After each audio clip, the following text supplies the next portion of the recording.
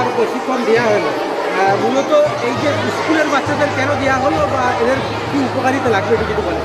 স্কুলের এই মার্শাল আর্টটা আমাদের শেখানোর কারণ হচ্ছে যেভাবে সামাজিক পরিস্থিতি বদলাচ্ছে বা মেয়েদের উপরে অত্যাচার নেমে আসছে, ওরা যাতে নিজেদেরকে শক্তিশালী করতে পারে এবং মানসিক জোর বাড়তে পারে এবং বিপদে কীরকমভাবে নিজেদেরকে আত্মরক্ষা করবে, সেই ট্রেনিংটাই আমাদের বাচ্চাদের মধ্যে, বিশেষ করে ছাত্রীদের মধ্যে আমরা শেখানোর চেষ্টা করছি।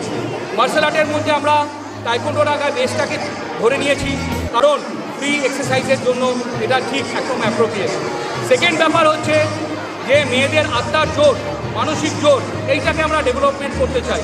এই স্কুলের মধ্যে দিয়েই আমাদের প্রাথমিক যে প্রস্তুতি সেটা আমরা সেরে নিতে চাই।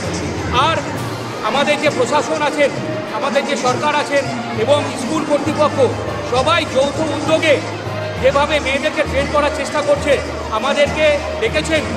এই সৎ মানসিকতা এবং কিছু করার আগ্রহ নিয়ে ওনারা যে এগিয়ে এসেছেন, এর সাথে আমরা যুক্ত হয়েছি।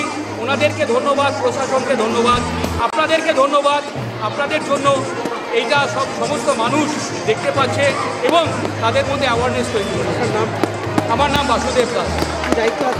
দায়িত্বে আছি আমি সাউথ চব্বিশ পরগনা ডিস্ট্রিক্টের টেকনিক্যাল টাইকোন্ডো অ্যাসোসিয়েশনের পদে আছি, প্লাস আমি কন্ট্রোল করি আমাদের টাইকোন্ডো অ্যাসোসিয়েশন।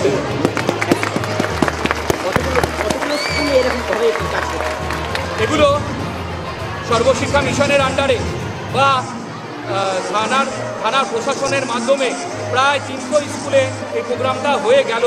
আবার প্রায় 300 স্কুল আমরা সংযোজন করতে চলেছি। মহেশতলা থানার সহযোগিতায় আরও স্কুল আমাদের এটা আমাদের কভারের মধ্যে আসছে মহেশতলা থানার।